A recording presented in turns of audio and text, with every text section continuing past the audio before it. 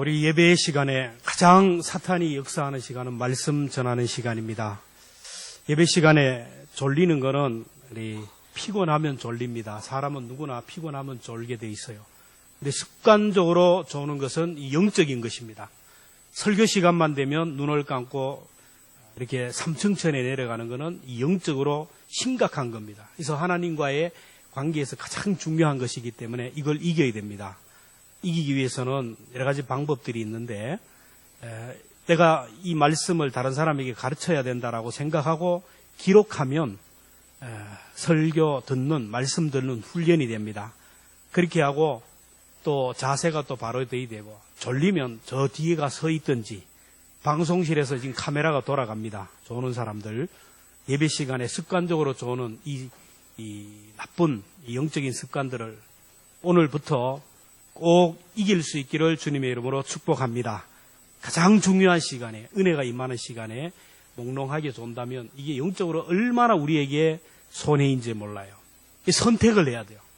내가 졸음을 선택할 것인지 아니면 정신을 차리고 하나님의 메시지를 붙들 것인지. 이 인생이란 다른 것이 아니고 선택입니다. 선택. 아침에 일어나면 내가 새벽기도 갈 것인지 안 갈 것인지, 아침에 일어나면 오늘 무슨 반찬을 할 것인지, 옷은 무슨 옷을 입고 갈 것인지, 누구를 만날 것인지, 또 하루 중에 문자도 보내야 되는데 누구에게 문자를 보낼지 순간순간 선택하며 살아가요. 근데 중요한 것은 대부분의 경우에 내가 무엇을 해야겠다라고 생각하고 결정하고 선택해서 하는 거예요. 이거 아무런 생각 없이 그저 평안하게 그냥 습관적으로 그 일을 가고 있는 것을 보게 됩니다. 아침에 일어나서 밥을 먹는 것도 내가 선택하고 결정해서 먹는 게 아니에요. 직장 가는 것도 그냥 자동스럽게 훈련된 습관에 따라서 직장에 가게 되고 그렇습니다. 그래서 우리가 좋은 습관을 가지고 선택하는 사람은 이 축복의 체질로 된 사람이고 이런 사람의 미래가 밝습니다. 근데 나도 모르게 나쁜 습관에 따라서 나쁜 행동을 하고 나쁜 자리에 앉아 있는 것은 이거는 우리가 살아가면서 지양해야 할, 고쳐야 할 습관이라는 것입니다. 아주 익숙하게, 아주 자연스럽게 잘못된 길을 가는 사람, 아주 익숙하게, 아주 자연스럽게 좋은 길로 가는 사람, 부모님이 자녀를 가르치고 양육하고 건면할 때 이렇게 이 아이 중에는 정말로 부모님의 말씀에 순종하지 않고 고집대로 가는 이 아이는 소망이 없습니다. 부모님의 가르침을 받아서 부모님의 뜻대로 훈련된 학생은 미래가 밝다라는 것입니다. 내가 도서관에 가서 공부해야 되겠다라는 그 생각을 하기 전에 이미 도서관에 앉아서 책 속에 빠지는 학생이 있는가 하면 아무런 생각도 없이 게임방에 가서 내일 모레 시험인지도 불구하고 그저 인터넷이나 하고 앉아있는 이 학생이 있다라는 겁니다. 훈련을 통하여 그렇게 만들어지는 겁니다. 하나님께서는 이스라엘 백성들을 사랑하셔서 잘못된 길을 가고 멸망의 길을 갈 때 이걸 두고 보지 못해서 선지자들을 보내서 가던 길을 돌아서라고, 멈춰서라고 말씀합니다. 서서 물어보고 바른 길로 가라. 그럼에도 불구하고 이스라엘 백성들은 잘못된 길에서 돌이키지 않았어요.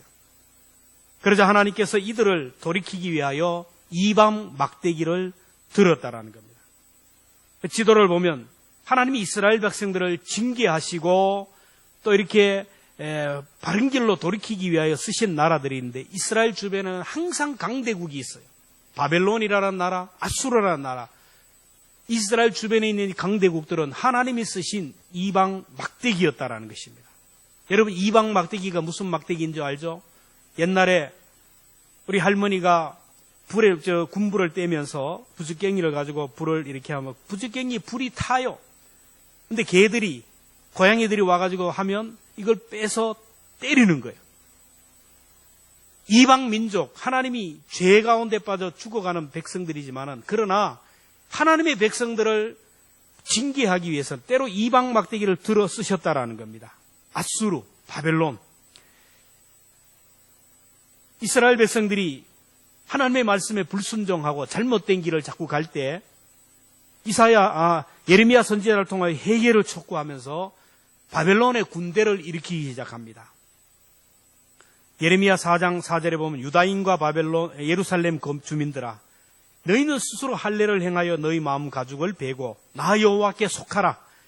그리하지 아니하면 너희 악행으로 말미암아 나의 분노가 불같이 일어나 사르리니 그것을 끌 자가 없으리라.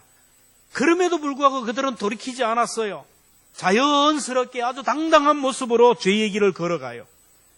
바벨론 군대가 이제 이스라엘 북단 저 다한 지방까지 올라오는 것을 보게 됩니다. 지도를 보시면 보십시오. 이스라엘 최북단 단. 그래서 이스라엘을 얘기할 때는 단에서 부엘세바까지, 할라에서 백두까지 그렇게 얘기하다. 백두에서 할란까지 해서 최북단 단 지방에 바벨론 군대가 쳐들어왔어요. 그럼에도 불구하고 그들이 회개하지 않아요.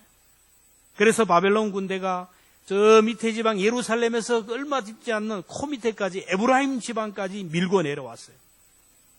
예레미야 4장 15절에 보면 단에서 소리를 선포하며 에브라임 산에서 재앙을 공포하는도다. 너희는 여러 나라에 전하며 또 예루살렘에 알리기를 애워싸고 치는 자들이 먼 땅에서부터 와서 유다 성읍을 향하여 소리를 지른다 하라. 성경을 보면 하나님이 이스라엘 백성들을 사랑하셔서 정말로 간곡하게 또 간곡하게 징계의 막대기를 들기 전에 경고의 카운트다운을 하는 것을 봅니다. 부모들이 잘못할 때 계속 TV만 보고 게임만 하고 못된 짓만 하면 부모가 뭐라 합니까? 들어가 공부해라. 내일이 시험 기간이다. 알았어요 하고 앉아있고 그러면 어떡합니까? 카운트다운 들어가죠. 하나, 둘, 셋이면 끝나는 거 아니에요. 그냥 셋하고 그냥 하는데 이 자녀를 사랑하기 때문에 뭘 합니까? 하나, 둘, 그 다음에 뭐예요? 둘의 반, 반의 반. 그래도 안 되면 어떻게 해요? 막대기를 들고 내리치는 거예요. 하나님이 이스라엘 백성들에게 그렇게 했어요. 좋은 말할 때 돌아와라. 매를 들기 전에 회개하고 돌이켜라. 그렇지 않으면 내가 징계하겠다. 이방 막대기를 통하여 나라를 빼앗고 너희들의 모든 전토를 빼앗아버리고 너희들은 바벨론이나 아수르에 포로로 잡혀가고 노예가 될 것이다. 그럼에도 불구하고 그들은 깨닫지를 못해요. 종기에 처하나 깨닫지 못하는 사람은 멸망하는 짐승 같다고 했어요. 여러분, 오늘도 하나님은 성경 말씀을 통하여 우리에게 말씀하여 성경을 읽다가 깨닫는 사람은 지혜로운 사람이고 복 있는 사람인 줄로 믿습니다. 그리고 이 하나님의 말씀, 주의 종도를 통하여 설교를 통하여 말씀하실 때 또 깨닫는 사람은 복 있는 사람이에요. 그럼에도 불구하고 깨닫지 못하면 하나님이 환경을 흔들어버려요. 둥지를 흔들어버립니다. 경제적으로 어려움을 당하기도 하고 자녀에게 어려움을 주기도 하고 질병을 주기도 하고 가족들에게 문제가 생기기 시작해요. 이 둥지가 흔들릴 때 회개하고 돌아오면 소망이 있지만은 끝까지 고집을 부리면 하나님의 징계가 계속된다라는 거예요. 하나님의 고집을 이길 사람이 없습니다. 부모는 하다가 안 되면 그래 내가 졌다 하지만 하나님은 하나님의 자녀들을 그렇게 하지 않아요. 돌아설 때까지 회개할 때까지 끝까지 압박하고 가신다라는 거예요.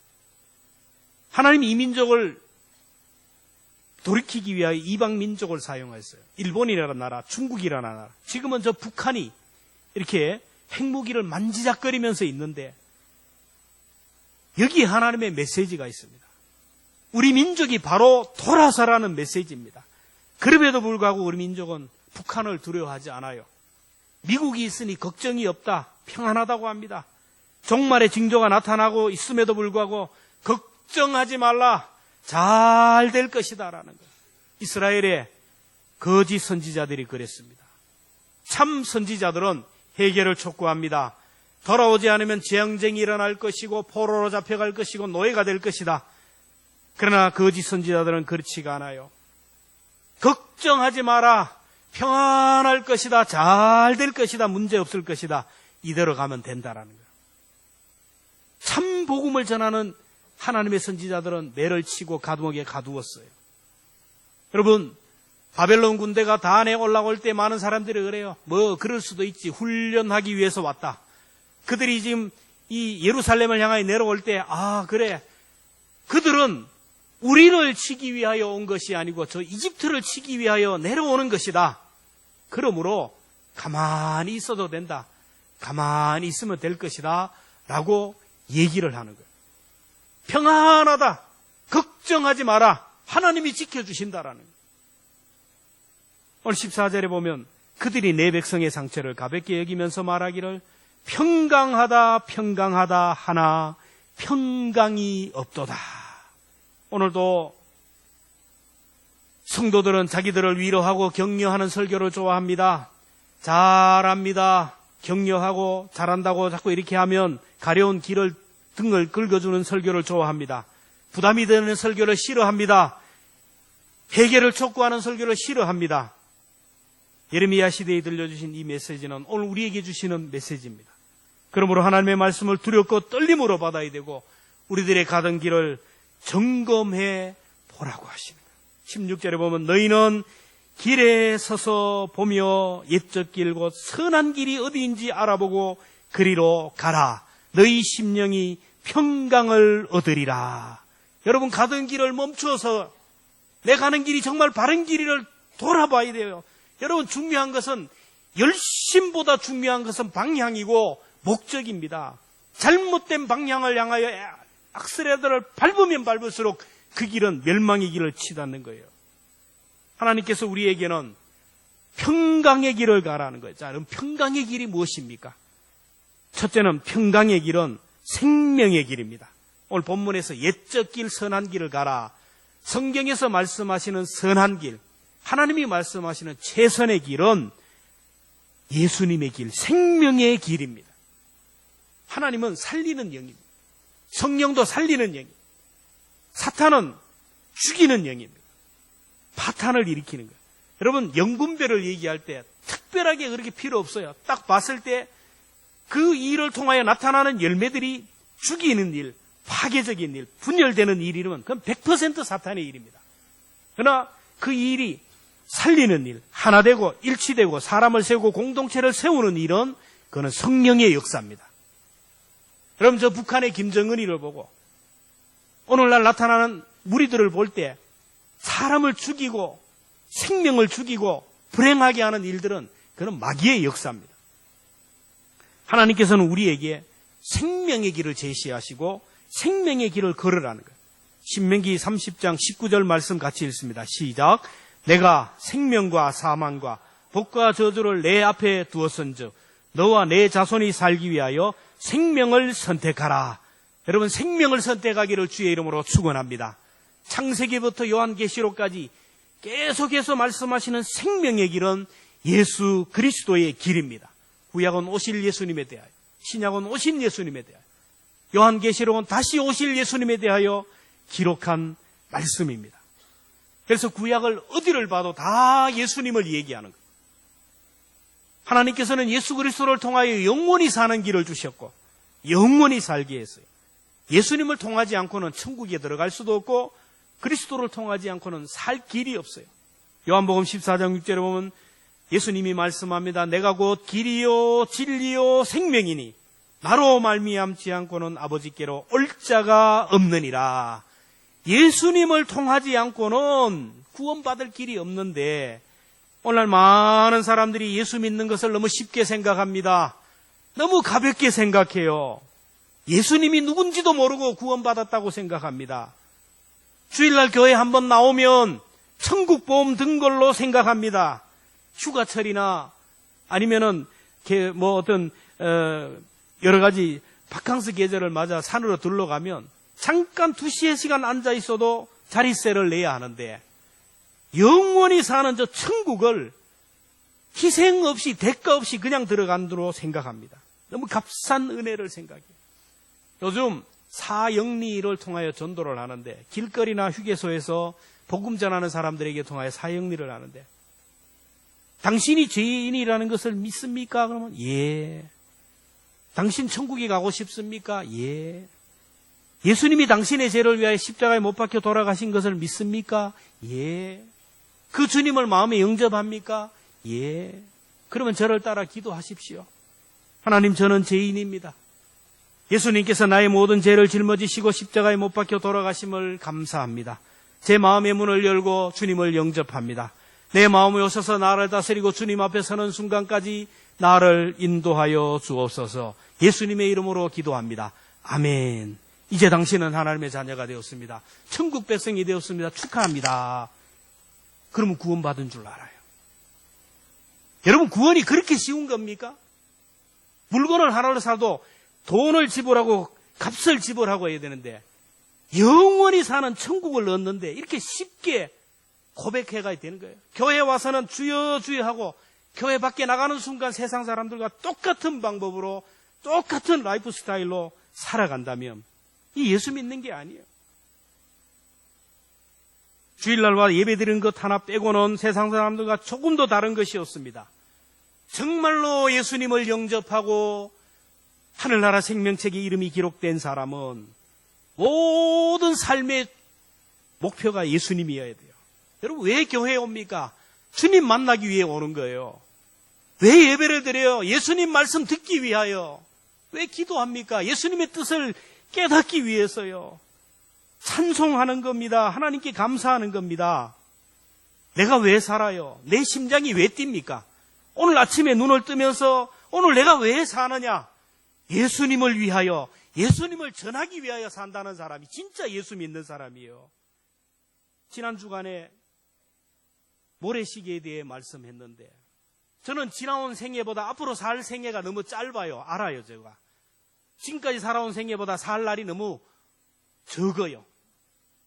저의 모습을 보면 나이가 들어간다. 어르신들한테 죄송하지만 제 젊은 시절의 모습을 보면 맛이 갔어요. 늙었어요. 머리도 자꾸 벗겨지고 얼굴에 피부 탄력도 점점 사라지고 체력도 점점 약해지고. 근데 저는 확신하는 것은 예수님께 더 한 걸음 더 가까이 아버지께 가까이 간다라는 것은 저는 확신하고 있어요. 내 몸은 늙어도, 내 몸은 쇠해도 내 아버지, 내 어머니, 내 할아버지, 할머니 계신 주님 계신 그곳에 점점 더 가까이 간다라는 것을 확신하고 있다라는 거예요. 여러분, 이런 확신으로 살아가기를 주님의 이름으로 축원합니다. 예수님을 따라 사는 삶, 생명의 길을 가는 사람은 늙는 것이 아니라 익어가는 것입니다. 죽는 것이 아니라 영원히 사는 것이에요. 여러분, 영원히 사는 생명의 길을 선택하기를 주님의 이름으로 축원합니다. 둘째로, 평강의 길은 믿음의 사람들이 가는 그 길이에요. 우리가 생명의 길을 간다, 예수님을 따라간다는 거 쉽지가 않아요. 그래서 하나님의 믿음의 사람들을 우리에게 모델로 주셨고 그들을 따라가라고 하셨어요. 오늘 본문에 보면 옛적 길을 가라고 했는데 옛적 길이라는 것은 믿음의 조상들이 갔던 길입니다. 아브라함이 갔던 길, 이삭과 야곱이 갔던 길, 히브리서 11장에 나타났던 수많은 믿음의 영웅들이 뚜벅뚜벅 하늘나라를 향하여 천성을 향하여 믿음의 길을 갔던 그 길을 너희들은 따라가라는 것입니다. 하나님께서 우리에게 인생의 가이드를 보내주셨는데 우리들의 조상들, 믿음의 선배들이 우리 인생의 가이드입니다. 그래서 믿음의 사람들에게 자꾸 물어봐야 돼요. 신명기 32장 7절에 보면 옛날을 기억하라, 역대의 연대를 생각하라.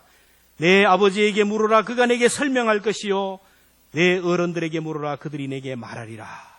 저는 옛날을 생각하면 다른 거는 몰라도 믿음의 조상들을 만나는 복을 받았어요. 새벽이면 우리 할아버지, 할머니, 아버지, 어머니 1년 12달 새벽기도 한 번도 안 빠지고 가요. 그 여름에 그 농번기 바쁜데도 불구하고 한 번도 안 빠져요. 그래서 걸음 제일 느린 우리 할머니가 출발하고 그 다음에 우리 할아버지가 출발하고 그 다음에 우리 아버지, 어머니가 출발하면 거의 교회 좀 넘으면 거의 같이 만나요. 같이 교회에 들어요. 저도 가끔씩 이제 새벽에 같이 갔는데 그때 새벽을 깨워 기도했던 그 추억이 가장 아름다운 추억이에요. 여러분, 자녀들 새벽에 가끔씩 교회 데리고 나오세요. 토요일 날. 그 아이들이 새벽에 비록 잠은 그렇지만은 새벽 기도하는 그 추억이 가슴에 새기면 힘든 일이 있고 어려운 일이 있으면 새벽을 깨워 하나님 앞에 나와 기도하는 거예요. 내 아버지, 내 어머니처럼, 할아버지, 할머니처럼 기도한다라는 것입니다. 주일이면 모든 것을 내려놓고 아무것도 하지 않아요. 온종일 교회에서 예배드리고 섬겼어요. 농사를 지으면 용돈 달라 그러면 용돈 없다 그러면서 농사를 짓고, 소를 팔면, 소 한 마리 팔면 그때 막 돈이 그때도 수백만 원.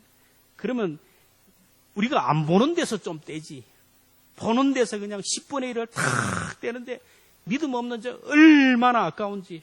그거 좀 한 2장만 주면 내가 막 나이키를 살 텐데 안 줘요.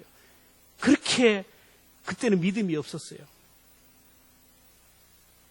지금 생각해 보면 그때 하나님 앞에 헌신했던 그분들이 천국에서 지금 상급을 누리고 그 후손들이 복을 받는 것을 봐요. 지난 주간에 CTS에서 5분 설교를 부탁해서 촬영을 했습니다.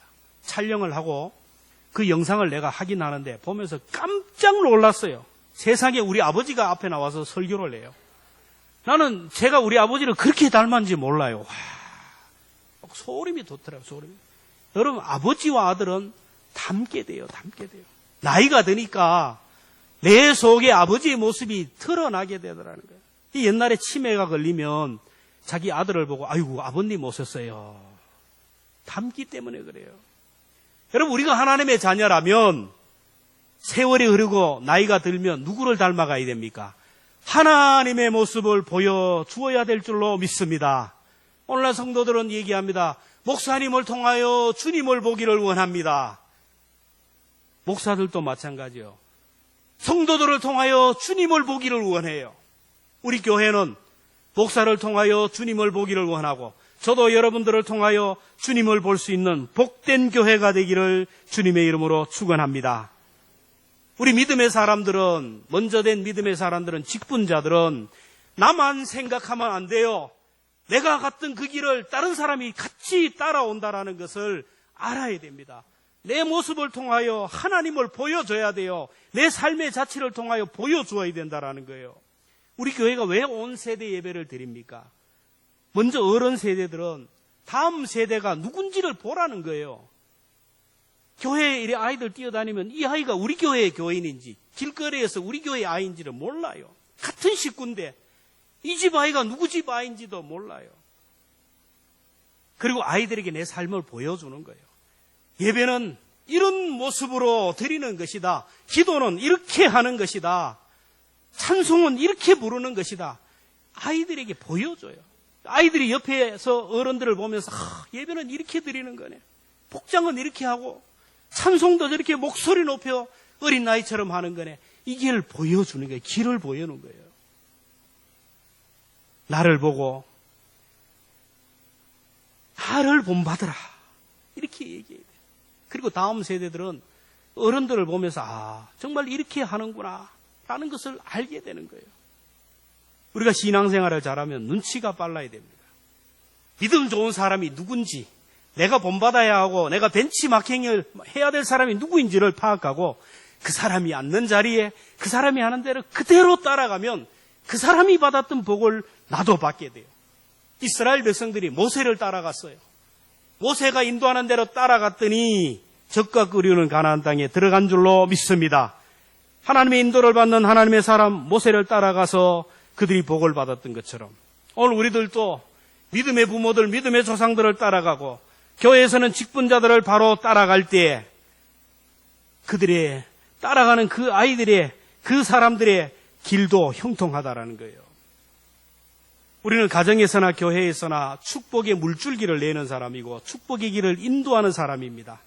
내가 믿음의 조상들이 갔던 길을 따라가면 자녀들도 우리 일을 따라서 믿음의 길을 가게 돼요.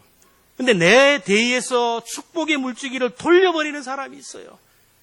어른 때부터 믿음의 대가 내려왔는데 내 대에서 끊어버려요. 내 대에서 완전히 돌려버립니다. 그렇게 말씀대로 살아서 어떻게 하냐, 대충 믿어라, 이렇게 돌려버려요. 이 성경을 잃은 사람을 마가복음 9장 42절에 보면 누구든지 나를 믿는 이 작은 자들 하나라도 실족하게 하면 차라리 연자맷돌을 목에 메어 바다에 던지는 것이 낫다. 그래서 나의 모습을 보고 다른 길로 실족할 것 같으면 얘기해야 됩니다. 나를 본받지 마세요. 나처럼 믿으면 안 됩니다. 라고 얘기를 해야 돼요. 자녀들 앞에서, 후배들 앞에서 걸리는 것이 많고 부끄러운 것이 많으면 나를 본받지 마세요. 이 모습은 이거는 아닙니다. 나는 이 부분이 약한데 이 모습은 아닙니다. 이것만 빼고 닮으세요. 그렇게 얘기해야 돼요. 근데 내가 그 길을 가버리면 믿음의 후배들은 원래 믿는 게 저렇게구나. 저렇게 가면 되는구나. 결국은 나 때문에 그 사람들이 실족하게 되고 잘못된 길을 가게 된다는 거예요. 바울은 내가 그리스도를 본받는 것처럼 너희는 나를 본받는 자가 되라. 여러분, 우리 모두로 정말로 사도 바울처럼 내가 그리스도를 본받는 것처럼 너희는 나를 본받는 자가 되십시오. 담대하게 얘기할 수 있기를 주님의 이름으로 축원합니다. 믿음의 사람들이 갔던 길을 우리가 같이 가야 돼요. 셋째는 평강의 길은 말씀의 길입니다. 생명의 길, 예수님을 따라가는 길은 믿음의 모델을 주셨고 또 더 분명하고 더 정확하게 가라고 영적인 내비게이션을 주셨어요. 바로 이게 우리가 들고 있는 하나님의 말씀입니다. 이 하나님의 말씀은 옛적 길에 대하여, 선한 길에 대하여 말씀하셨어요. 하나님께서 우리에게 영적 내비게이션을 주는데 이게 말씀인데 오늘 17절을 보면 같이 봅니다. 시작. 내가 또 너희 위에 파수꾼을 세웠으니 나팔 소리를 들으라 하나 그들의 대답이 우리는 듣지 않겠노라 하였노라. 하나님의 백성들이 잘 되기를 바랐기에 어리석인 길로 가는 그들에게 파수꾼을 세웠어요. 그래서 동네마다 높은 파수대 망대를 두어서 거기에 눈 좋은 사람, 눈이 좋은 사람, 그 사람을 세워서 멀리 보게 했어요. 그래서 적군이 쳐들어오는지 아니면은 기온이 어떻게 될 것인지를 미리 알고 나팔을 불면 그 백성들은 그 소리를 듣고 위험 상황을 대비해야 됐어요. 자기 백성이 멸망당하기를 원치 않는 하나님께서는 하나님의 파수꾼들을 세워서 하나님의 선지자를 통하여 말씀하셨어요. 어느 날 갑자기 바벨론을 들어서 징계하지 않습니다. 어느 날 갑자기 아수르를 들어서 징계하지 않고 어느 날 갑자기 블레셋을 들어서 채찍질하지 않았어요. 하나님의 말씀으로 교훈하고 책망하고 돌아오라고 했어요. 하나님이 바벨론 군대를 일으킬 때도 말씀하셨어요. 이스라엘 접견 최지역 단 지방에 도달했을 때도 하나님은 계속해서 말씀하셨고 이스라엘 깊은 곳 저 에브라임까지 내려올 때도 예루살렘에 도착할 때도 계속 말씀하셨어요. 그럼에도 불구하고 그들은 하나님의 말씀을 거부하고 무시했어요. 결국 그러다가 그들은 멸망했어요. 그런데 그들이 완전히 하나님을 떠나지 않았어요. 참 성경 보면 기가 막혀 우리와 똑같아요. 하나님을 두려워하는 종교심을 그들에게 있었기 때문에 하나님 앞에 번제는 드렸어요. 예레미야 6장 20절 말씀 같이 봅니다. 시작. 시바에서 유향과 먼 곳에서의 향품을 내게로 가져오면 어찌미냐. 나는 그들의 번제를 받지 아니하며 그들의 희생제물을 달게 받. 하나님의 말씀을 전적으로 순종하지 않고 향품과 유향을 하나님 앞에 드렸어요. 하나님이 그들의 번제를 받지 않는다고 했어요. 오늘도 하나님께서 높은 망대와 같은 교회를 통하여 말씀하십니다. 기록된 말씀을, 선포된 말씀을 통하여 하나님의 자녀들에게 깨우칩니다. 하나님의 말씀이 들려지고 전해지지만은 온전히 하나님의 말씀에 순종하지 못합니다. 그래서 자기 속에 있는 종교심으로 인해 자기 방식대로 예배를 드려요.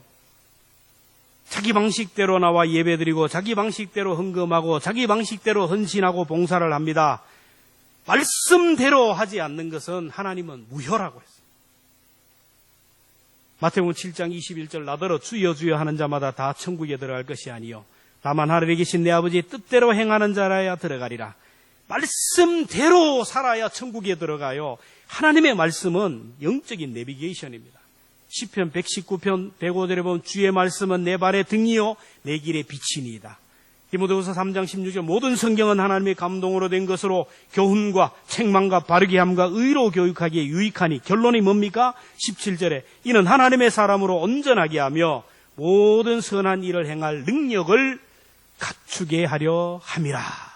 여러분 하나님의 말씀이 우리를 바른 길로 정도를 벗어났을 때는 돌이키라고 하는 거예요. 여러분 자동차를 운전하면 얼마든지 깨닫잖아요. 우리 인생을 자동차 운전하는 것과 같아요. 자동차에다가 뭘 있나?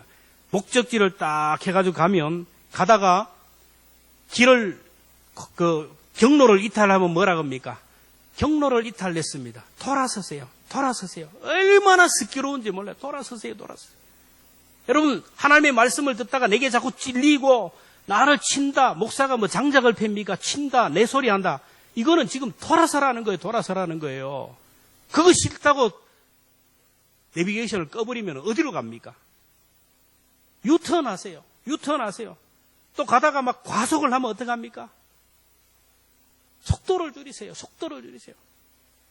여러분, 우리 인생을 살아가면서 말씀에 내 인생을 걸어야 됩니다. 하나님의 말씀에 내 인생을 걸어야 돼요. 그 인생이 복 있는 성도입니다. 미국의 최신부 장관하고 백화점 왕이라는 별명을 가졌던 워너메이커라는 사람이 있어요. 얼마나 그가 위대한 사람이고 좋은 일을 많이 했는지. 일생을 막 구제하고 선한 일을 했는데 종로 2가의 YMCA 건물도 그 사람이 지어준 거예요. 어떤 기자가 그에게 물어봤어요. 당신 생애 중에 가장 위대한 투자, 가장 큰 투자가 무엇입니까? 그는 말합니다. 내 인생 가운데 가장 확실한 투자는 내가 12살 때 $2 75센트를 주고 산 성경입니다. $2 75센트를 주고 성경책을 산 것이 자기 인생의 가장 위대한 투자라는 거예요. 그 성경을 사서 그 성경 읽는 것이 즐겁고 그 성경 가르치는 것이 즐겁고 그래서 그는 일생을 평생 주일학교 교사로 성경을 가르쳤는데 나는 장관이 부업이고 주일학교 교사가 본업입니다. 라고 했어요. 여러분, 우리 인생이 왜 불안합니까? 믿음 좋은 사람은 하나님을 믿기에 걱정하지 않습니다. 불안하지 않습니다. 평강의 삶을 살아갑니다. 근데 내 삶이 자꾸 불안해요. 초조해요. 아, 내 몸이 병들까? 내 사업이 망할까? 내 미래가 어떻게 될까? 내 자녀가 어떻게 될까? 막 초조하고 불안한 사람은 지금 이 믿음이 없기 때문이에요. 그래서 내 가던 길을 돌아봐야 됩니다. 가던 길을 돌아봐야 돼요. 예수 그리스도에게 우리가 집중을 해야 돼요. 십자가에 집중을 해야 됩니다. 그리고 믿음의 사람들이 갔던 그 길을 걸어가야 돼요. 그 사람이 저렇게 간다고 따라가면 같이 망하는 거예요. 실족하게 한 사람도 망하지만 그걸 따라가는 나도 망하게 되는 거예요. 그리고 하나님의 말씀 내비게이션을 따라가는 거예요. 경제 속도를 내고 가라는 대로 가면 여러분 사고 날 일이 없어요. 여러분 성령님도 과속을 하면 차에서 내린다는 거예요. 과속을 하고 180, 200을 달리면 성령님이 자리에서 내린. 그래서 내 마음이 불안한 거예요. 180, 190, 200을 달리면서 내 마음이 편안하다. 글쎄, 이 과속을 하면 불법을 행하면 마음이 불안하고 초조해 긴장하는 거예요.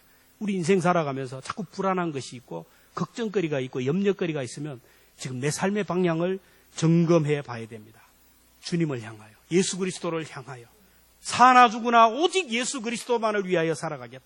그리고 믿음의 사람들이 갔던 그 길을 힘들지만 어렵지만 따라가고 하나님의 말씀이 내게 말씀하시는 대로 따라가면 하루하루 스텝 바이 가다 보면 길이 열리는 거예요. 언젠가는 내가 내 생명 다하는 날, 내 인생이 꿈같이 끝나는 날이 있어요. 그날이 금방 옵니다. 병원에 가보세요. 오늘 새벽에도 간 분들이 많아요. 가고 싶어 간 분이 아닙니다. 어제 저녁까지 밥 잘 잡숫고 가족과 인사했는데 밤새 안녕이에요. 그렇게 될 때 그들이 눈을 뜰 때 어디 뜹니까? 바로 내가 선택했던 천국에서 하나님의 나라에서 눈을 뜨게 되는 거예요. 그 날을 위해서 우리는 끝까지 이 길을 가야 된다라는 거예요. 오늘도 주님은 우리에게 다시 한번 말씀하십니다. 너희는 길에 서서 보며 옛적 길고 선한 길이 어디인지 알아보고 그리로 가라. 내 심령이 평강을 얻으리라.